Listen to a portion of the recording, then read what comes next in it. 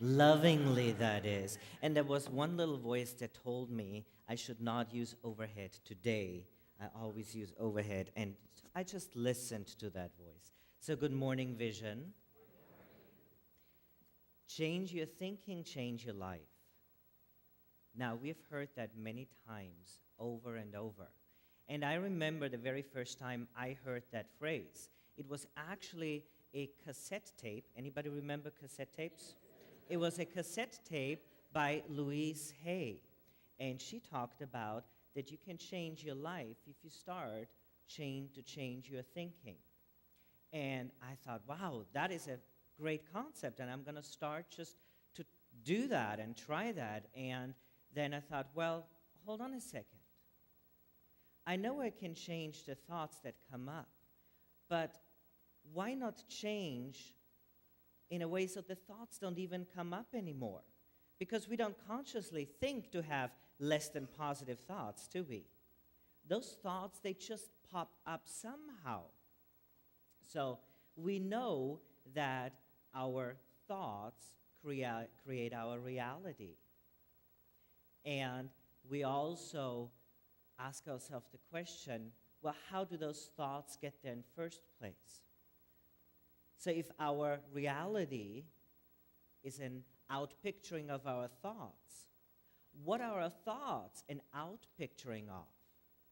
What are they a result of?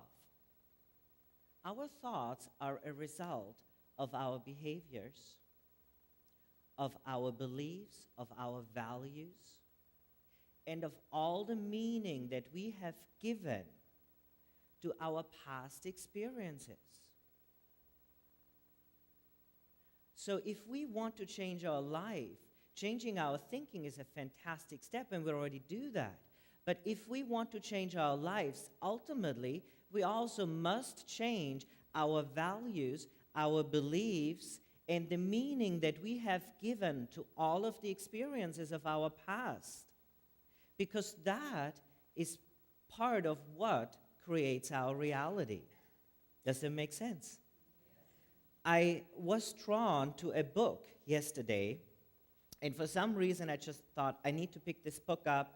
There's something in there that I need to know for tomorrow. And it's a book that I haven't read in 8 years or so. And I opened it up and I thought, oh, I have highlighted stuff in there. So the very first page that I opened up, I looked at the very first sentence that I highlighted, and it said, it's not what you want that you attract. You attract what you believe to be true. That's a very powerful thought. It is not what you want that you attract what you believe to be true. So when we have those thoughts and those beliefs and those values that we believe to be so true, we did not consciously decide, well, I'm going to believe this now. I'm going to make this a belief, because most of the beliefs and the values that we hold true to us, we have created when we were at a very young age. 3, 4, 5 years old. We have put our beliefs and our values in place, and many, many times we still operate our lives based on those beliefs and those values that we have established as children, don't we? And many times they're not even our own beliefs and values. Many times they are the beliefs and the values of our parents. It is their beliefs about money, their beliefs about relationships. And many times we have learned to model them, and we have started to believe them and believe them to be true for us. So all of that happens in our subconscious mind. We don't consciously decide that. So if we have created our beliefs and our values on a subconscious level, and if we want to change them, we really must change them also on the subconscious mind, not on the conscious mind. Because we do not, and correct me if I'm wrong, raise your hand if you choose on a conscious level to have negative thoughts about yourself. They just pop up, don't they? And we all have them. We cannot change our past experiences. We cannot change what happened to us. But what we can change is, most certainly, is how we feel about it now and what we make up about that now. There is a difference between what happened to us and how we feel about it. Now, we can have talked about a problem that we've had for a long time up and down the wazoo, and we understand it, and we have done forgiveness work and what have you, but yet the feelings are still there. You know, you still feel bad about what happened. You have forgiven, you understand it, and all of that, but that doesn't mean that the feelings have gone away, because the feelings are really part of our subconscious mind. They're not part of our conscious mind. You cannot consciously, analytically think feelings away. They are part of our subconscious mind. So, where do they come from? How do they get those? How do those feelings even get there? They are anchored in our neurology, in our nervous system. I want you to imagine it a bit like this. You hear, let's say, a song that reminds you from your early childhood, or maybe it is the song that you used at your wedding, and all of a sudden, feelings start to emerge, and you have those happy, wonderful, warm feelings. So you have made an association with the song and the wedding or whatever it is. We call it in NLP an anchor. An anchor is an association we create with something. Anything in life can be an anchor, but not everything has to be. It can be a smell. Maybe you know somebody that you, let's just say, didn't like as much, and they always wore the same cologne or perfume. So you've created now an anchor, an association. Every time I smell this person's cologne, it makes me feel angry or whatever it might be inside. So you go on with your life, and maybe all of a sudden you meet a perfect stranger and perfectly wonderful and loving, and all of a sudden that person has that same cologne. Guess what feelings are starting to come up all of a sudden? Because you have made a neurological connection between the scent and the person. And we create those neurological connections all the time. Imagine the people that are afraid of driving across the Coronado Bridge. I work with many and many of them. They don't say, hey, I think I'm going to create a phobia today because it would be a cool thing. And it would just be a great thing to drive an extra half hour down to Chula Vista across that bridge. No. Those people are very smart people. They have not consciously created that fear. Something may have happened at some point. Maybe they were stuck on the bridge in traffic and that made them feel uncomfortable. And then they remember that. And the next time they approach the bridge, they may say, oh yeah, last time I drove across that bridge, I felt very uncomfortable. And bam, that feeling comes back. And the next time the same thing happens, and the feeling comes back stronger. And then the next time, because the feeling has come up 3 or more times, it has become a belief. And the belief has become, every time I cross that bridge, I feel this way. And now they start living their lives based on that very same belief. Now, we can change those anchors. That's the wonderful thing. We can change them. The great thing about being programmed and programming our subconscious mind is when we know that we have been programmed and how we have programmed ourselves, we can change that. We have programmed ourselves in 3 ways: with language, imagination, and emotion.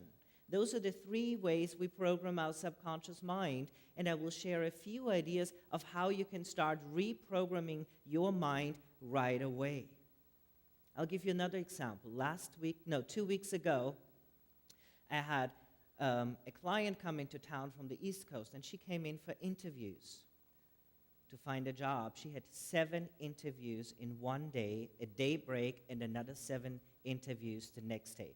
Now, this woman was terrified of public speaking and of interviewing.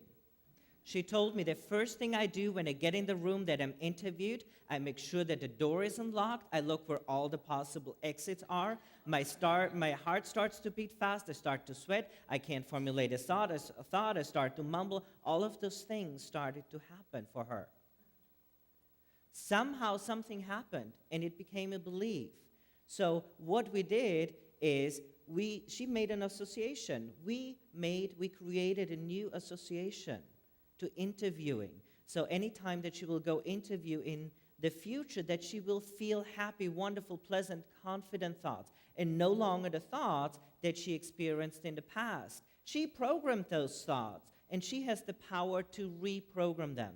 She was not born with those thoughts and beliefs, but she could not consciously think them away. Those were feelings, and feelings are part of our subconscious. So we use the subconscious mind to reprogram that. One of the problems is when we want to change our thinking is that we get stuck in the same old thinking. We get stuck in the same thinking patterns that either have created the problem or the thinking patterns that don't help us to solve the problem. And the biggest one is the why question. Why can't I do this? Why can't I lose weight? Why can't I feel confident?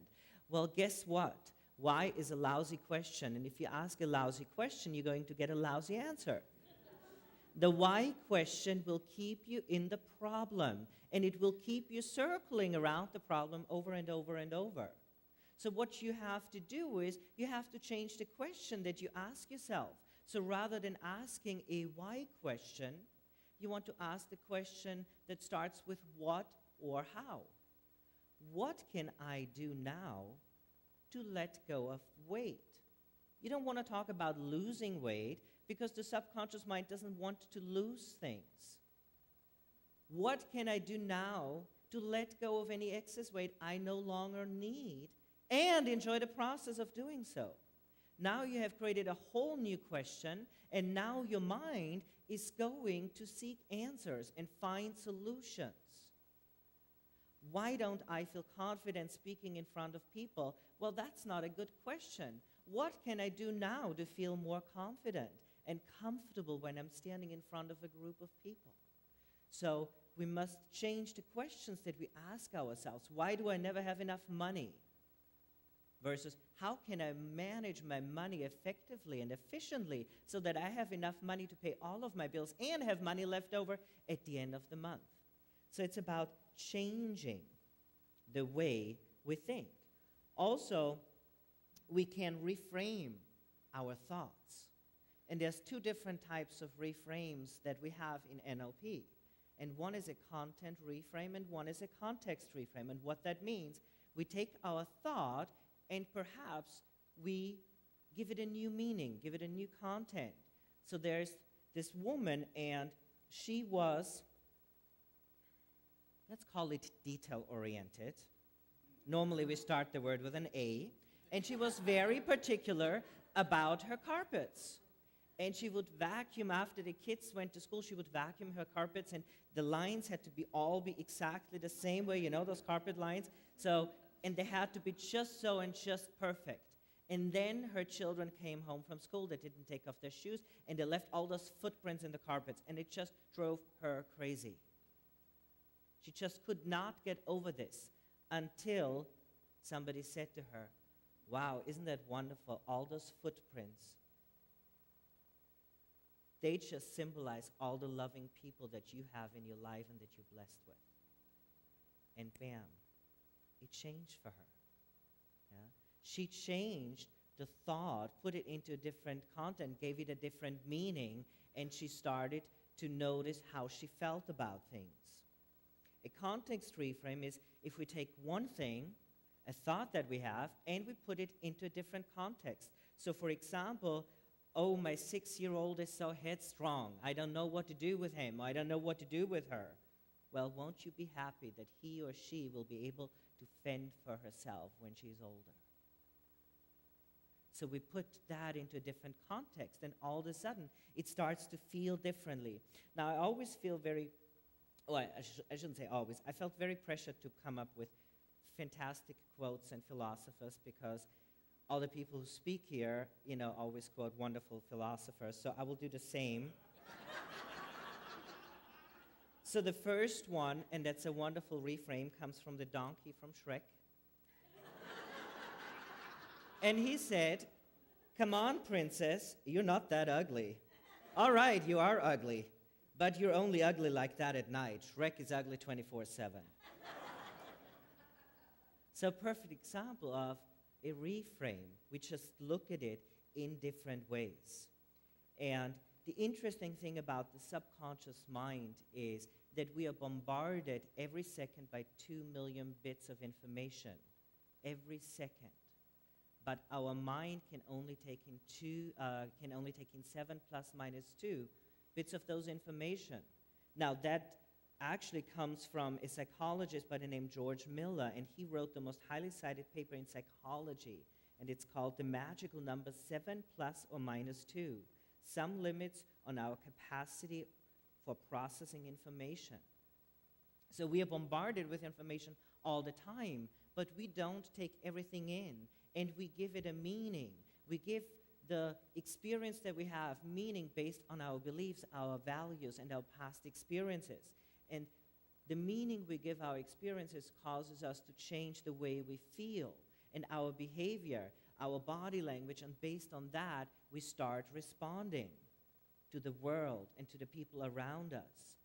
So if we want to change at the very, very root. We want to change the things that we make up about experiences or that we have made up about the experiences. Remember, we can't change the past, but we can change what we make up about it. So why don't we change? Why don't we just change? Well, one reason is many times we may not know how to. People may not know. They may not have the tools. Coming here, you get many, many tools every week. But there are other places also you can get some of those tools. Maybe we don't change because there's a benefit of staying in our story. Oh, poor you. Maybe we get a lot of attention by being in our story. And what we do on an unconscious level, we ask for attention the way a little child would do. But we must realize we're not little children anymore. We can now ask in adult ways for that same attention that we desire. We may understand our problems. We may have done forgiveness work. But again, understanding and feeling are two different things. So we want to approach the problem from our subconscious mind. The more you talk about it, the more you manifest it. Yeah, if you go every week and you talk about the same problem over and over and over to a therapist, that's fantastic. It starts to help you understand. But after a while, you know what? You got to get out of your story. And you got to do something about it. So talking of stories, I want to tell you a story. And the story is about a little crab by the name of Grasper. And Grasper lived underneath the rocks in a tide pool with his friends. And one day, Grasper noticed a very peculiar feeling. It's almost like he was going to burst, like something was going to happen, like he was swollen inside. And all of a sudden, it made a crack. And all of a sudden, Grasper's shell split open. And he crawled backwards out of his own body. And his shell was right in front of him. So all the other crabs from the tide pool came and they said, "How are you feeling? How are you feeling?" And Grasper said, "I feel great." And the others said, "Well, of course you feel great because you have just molted for the very first time in your life. But you also have to be careful. Because when you have molted for the first time in your life, your heart is soft and it is open. And that is very dangerous. You may even have new thoughts, like that there is a better world out there, that there is better food out there. So it is really important that you do not listen to any of those thoughts until your shell has hardened again and that you are safe again." So Grasper wasn't quite sure how he felt about the answer. So he went on and he started to climb up the rocks because he was curious. And it is a good thing to be curious, is it not? Because when we are curious, we learn. So he climbed up onto the rocks, and all of a sudden he noticed there was a whole new world out there. There were fishes of many different colors. He had never seen them before. There were fishes shaped like stars. There were even birds flying in the air. And all of a sudden, he saw a giant crab. "What are you looking at?" the giant crab said. The crab had an Austrian accent.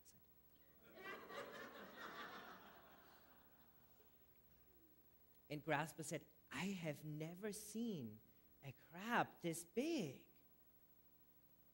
"Well, little one, if you have molded as many times as I have, you will be just as big as I am." But Grasper said, "Where I come from, none of the crabs are as big as you are, and they have molded many, many times."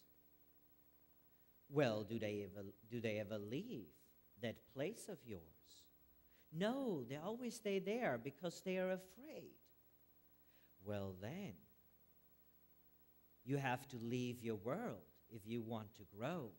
And you have to have a big and open and a soft heart if you want to grow." "So I don't have to have a hard heart?" "No, you have to have a soft, open heart. That helps you to grow." So Grasper was just fascinated by all of that, so he couldn't wait to get back and tell everybody about the giant and all the things that he had seen. So he got back and he told them about the seagull and about the starfish and all the other things that he had seen, especially the giant. And you'll never, ever believe what the others said to him. So anyway, to change our story, we know we must understand that it affects our story is part of our subconscious mind. And we must understand how our subconscious mind works. Our subconscious mind is programmed by language, imagination, and emotion, as I said before. Now, our subconscious mind operates very differently from our conscious mind. Now, the interesting thing, talking about a conscious mind, did you know that we are not born with a conscious mind? Our conscious mind is here to reason, to judge, to criticize, to analyze, to accept, and to reject. We are not born criticizing, rejecting things. If you think of a 2-year-old, they don't criticize or analyze when you tell them Santa Claus is real. Let me think about that for a moment. No, they just believe you. Everything you tell those little kids, they believe it. Our conscious mind is the very critical part of our mind, and that part of our mind is fully developed at around the age of 7. Before that, we live our lives from our subconscious mind. And our subconscious mind does not know the difference between reality and imagination. It will believe everything to be true. And many, many times, we are in our subconscious mind, and you know that, perhaps not consciously, because you cry when you see a sad movie. Don't you? You do.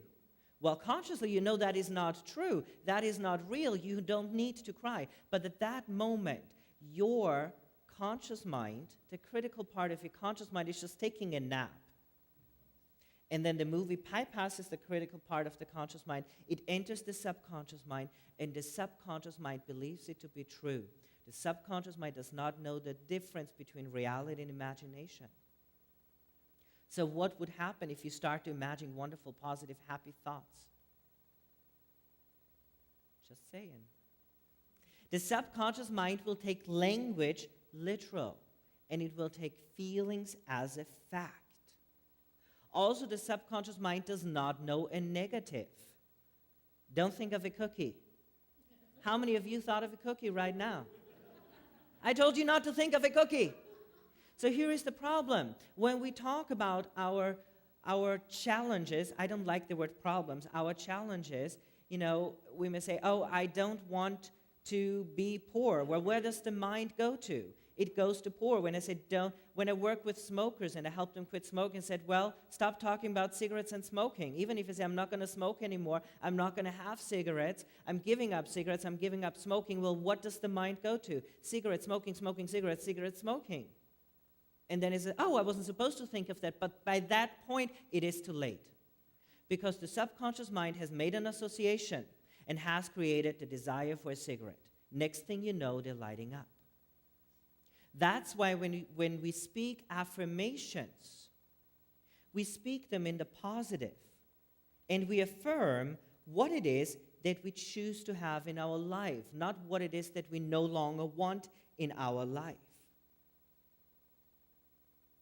So coming back to the thoughts, what is a thought composed of? A bunch of words. If you don't have words, you cannot formulate a thought. So ultimately, if you change the words you use, you can change the way you feel. You change the thoughts, you change the way you feel. Please close your eyes for a moment. Go inside. Repeat out loud after me. I have to. I need to. I should. I have to. I really need. I know I should. I have to. Put some feeling into it. I need to. I should. I know I should. Well, how are you feeling? You have not even had a thought yet, and you felt horrible just by saying phrases out loud. Every word that you speak, your mind has a connection. Every word, there's a feeling attached to every word. Some have stronger feelings, some have less strong feelings. Close your eyes again one more time and repeat, I choose to. It is my choice. I can. I will. I do. I create. Interesting. Opportunities. Possibilities. It is my choice. I will. I do. I can. I am. How are you feeling now? And you didn't even finish the sentence. Now, we always talk about this being a practical spirituality. How about we practice changing our language? And when you find somebody at lunch that says, I have to, I need to, I should, you're going back to them and say, you have to? Really? You have to? We don't have to do anything. Replace I have to, I need to, I should with I choose to. It is my choice, I'm going to, I will. The reason why you felt so bad after the first set of words, I have to, I need to, I should, on a subconscious level, you feel that you do not have a choice. The choice has been made already by someone else, a concept or something. You are not at choice anymore. How do we feel when we're not at choice? We feel stressed. So if you can only change these three phrases, I have to, I need to, I should, and replace this with I choose to, I'm going to, all of those presuppose that you made a choice. Raise your hand if you agree you're going to do this today over lunch. If you hear anyone, come on, I want to see all hands up there. Thank you. Practical spirituality, because if you only come here to listen to the talk and you don't practice what you hear, what good is it? What good is it?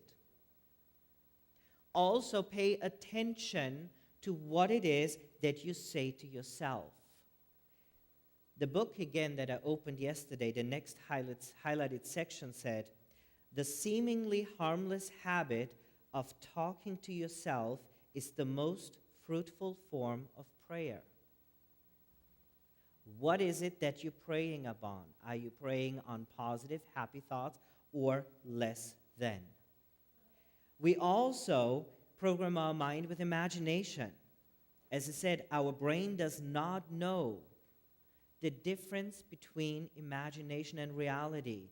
The best time to program yourself is when you go to sleep at night. Your mind, your subconscious mind, will take into your dream states your last activity, last thoughts, the last feelings that you have experienced. So when you do your affirmations, when you look at your vision board, whatever it is that you have, feel as if you are already there. Imagine it vividly. Imagination is the beginning of the growth of all forms, and faith is the substance of which they are formed.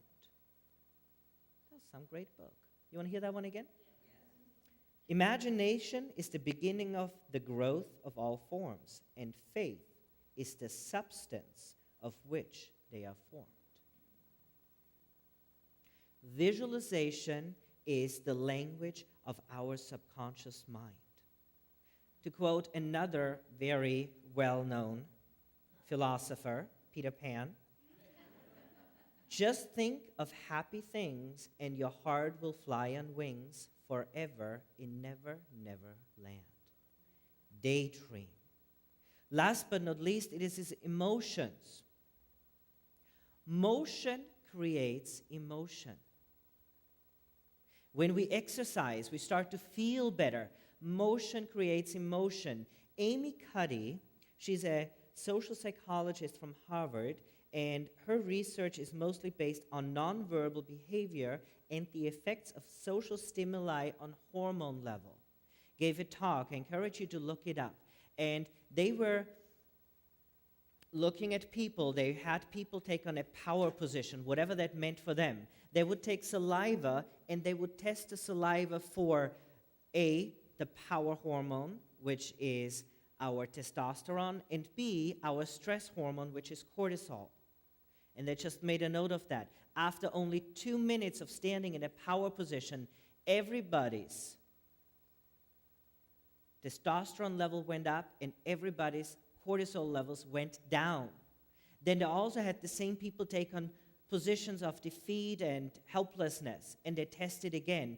Everyone's testosterone levels went down and everybody's cortisol levels went up by 2 minutes of assuming a position. So motion creates emotion. The way we stand, the way we move will make us feel certain ways. Get into the emotional state of what it would feel like to live the life that you desire. Fake it till you become it. Fake it till you become it. Walk as if it is already here. The other interesting thing is you want to feel it in your heart. The Institute of Hearth Math, I didn't even know there was a thing like that, but they say that our heart's energy field is 5,000 times more powerful than our head's energy field. And it is by no coincidence that the heart is the very first organ that develops in a fetus. Very first. So get into the emotional state, change your language, feel it as if you're already there. Pocahontas said, "Listen with your heart, you will understand." So, about Grasper. So he came back and he told everyone about what he had seen. And all the other crabs said, "Oh, that is just silly. You know, when you're out of your shell, we're very likely to imagine things and we think that we can do things. So you just need to stay here with us and be safe until your shell has hardened and just get rid of all of those thoughts. Those are just silly. You probably just imagined those." So Grasper was wondering all this, and well, maybe if I just imagined all of that, maybe it wasn't even real. So he just went on with his days the way he always did, until sometime later, all of a sudden, he felt all swollen inside again. And he heard that crack. And his shell split open again, and once again he crawled back outside of his body. And he knew that there was something out there. So he decided not to listen to anyone else, and he decided to start running, to climb over those rocks. And the other crabs, they start to block him. They wanted to keep him safe. They started to block him, but guess what? It was too late because he already reached the top of the rocks, and so had the others. And they saw everything that was out there in this big world. And they never returned, and they lived happily ever after. Thank you.